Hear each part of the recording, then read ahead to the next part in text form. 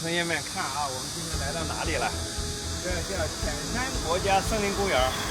这个位置呢，就是在咸宁市，我们地质大学跟咸宁市的林科院一起合作，在这个潜山国家森林公园共建了一个野外观测站，观测这个地方竹林的生态环境的情况。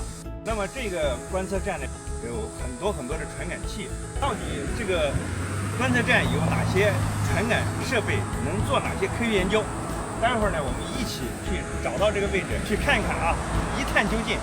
走，同学们，我们现在来到咸宁的这个林科院啊，这就是咱们这工作人员工作的场所哈。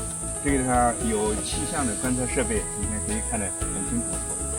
这边呢是挂的有牌子，工作人员从里边的观测的数据都集中在这个位置，将来进行观测、进行分析处理，向外发布和做一些研究。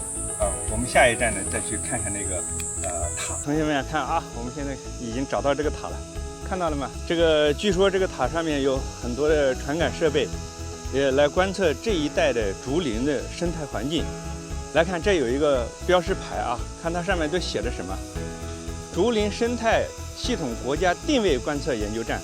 它是叫做一个综合观察塔，主要是咱们这个潜山国家森林公园观测它的空气的湿度啊、温度啊，还有风速、风向、光合作用，还有土壤的温度、土壤的水分等等。这个塔是一个钢架结构的一个塔，它有30米高哈，有5个平台，塔顶还装了一些避雷针。